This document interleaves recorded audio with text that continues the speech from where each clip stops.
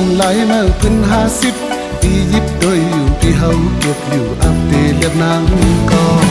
นับซ่อนเงินนอนคำกลกองกอบเงินปีเกกอบเงินปีอย่าเป็นกามันเลยปอหักเฮาก็อย่าไปตุ้งนุ่งปอแป้งเฮาก็อย่าไปตุ้งนุ่งเมื่อทุกปันนี้ปล่อยเข้าว่าเมื่อทุกประเทศปล่อยเข้าว่าสิ้นต้องนายเก้าปีกายนั้นลุงแทงให้พังลุงแทงให้ยอกเสีย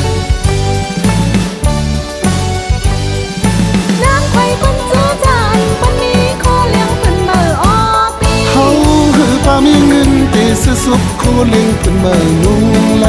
ก็เปิดปีผ่านเลยนางเอ้ยเธอนุ่งก็ดีจังเกียรติแม่เมื่อปีหาไหลเงินนำปีเตะสุกปัน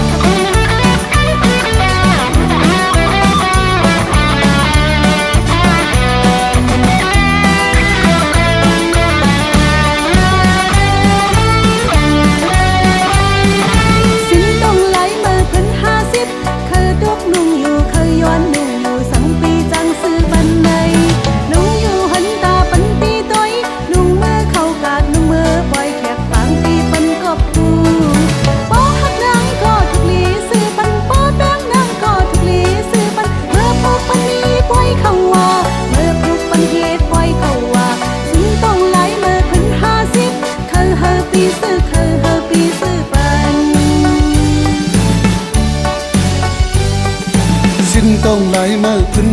50ปียิบโดยอยู่ที่เฮาเก็บอยู่อัปเดตเล็บน้ำก็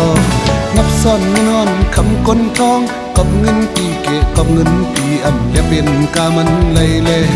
ปอหักเฮาก็อย่าไปตุกนุ่งปอแป้งเฮาก็อย่าไปตุกนุ่งเมื่อทุกปันนี้ปล่อยเข้าว่าเมื่อทุกปันเหตุปล่อยเข้าว่าสิ้นต้องไหลเก้าปีกายนั้นนุ่งแทงให้พังนุ่งแทงให้ยอกเสีย